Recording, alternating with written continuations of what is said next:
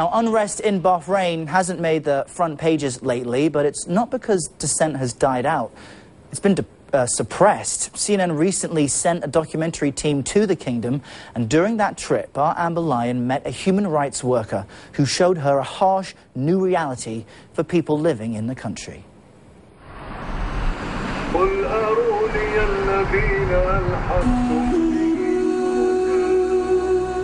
Beyond the glitz and glamour of downtown Manama, we're gonna hang out with these protesters for a little bit. We venture into the dark side of Bahrain, a side the government tried to prevent us from seeing.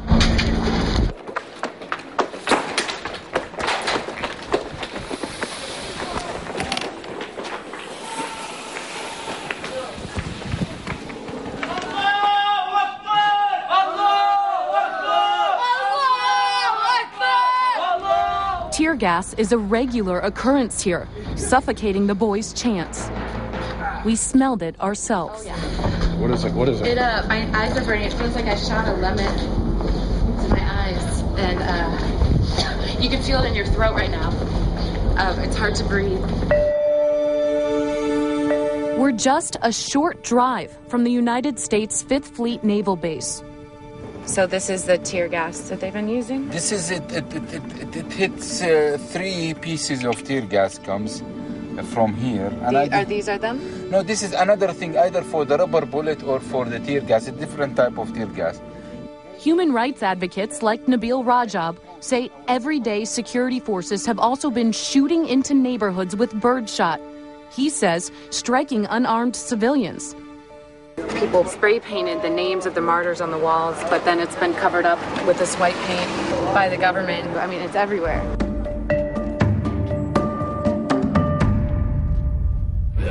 He said already I removed around 40 from my body in the hospital.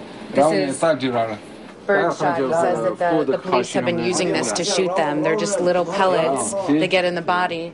But look what something that small can do. You see where he has them all over? They shoot it from very close distance. That's why it's been killing people. And this one, you can, with one shot, you can hit 20, 30 people at once. Right here, you can feel where some of the pellets are still in his body. Still in his body because he's too scared to return to the hospital after the military took it over last month. So he got out of the hospital bed and ran away? Yeah, because he was afraid. He'd rather try to remove the pellets, one by one with a needle, than go back. Doctors and human rights organizations accuse security forces of using hospitals to identify, capture, and then torture protesters. Oh, you brought me tea. Thank you. Thank you so much. Shukran. He said he took a razor blade on his own and cut the bullets out of his leg because he was too scared to go to the hospital, because he says that the riot police came in and beat him while he was in his hospital bed. So he fled. And he still has the bullet in his eye. He can't see? He can't see. Oh my God, what happened to him? Sound bomb. A sound bomb? That's a literal translation in Arabic for what in English are called flashbang grenades.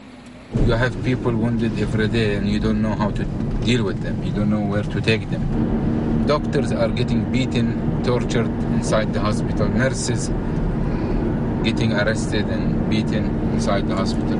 It's really humanitarian crisis we are going through now. Even ambulance drivers say they've become targets. This man says police opened fire on his vehicle and then beat him up, breaking his leg. Bahrain's government gave us a packet of documents telling its side of the story, blaming Iran for instigating demonstrations and unrest.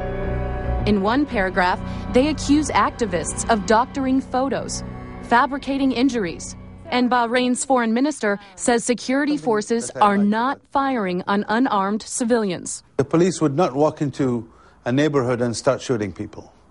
The police would be at a checkpoint or at a post. So they're not shooting into the neighborhoods right now? No. Bahraini officials also say that the overall situation in the country is calming down.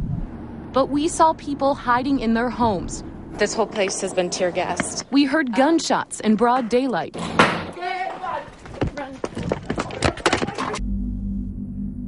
It seems security forces have contained the opposition in the villages, making it invisible to the rest of the world.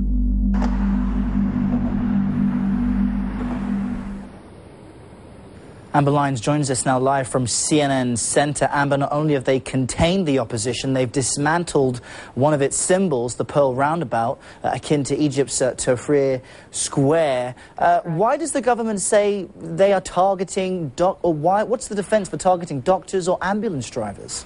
Well, they haven't really given a defense. In fact, they deny that this is going on. But as you see, when we are able to actually get into one of these villages and talk to the people, we heard a different story. And actually getting in there right now, Errol, and shooting the type of video we shot is extremely rare because the government has very strict restrictions on journalists. Most journalists are pretty much contained to their hotel rooms, or when they leave, they're attached to a government minder who then proceeds to kind of babysit the journalists and only show them the view of Bahrain that the Bahraini government wants the world to see, Errol.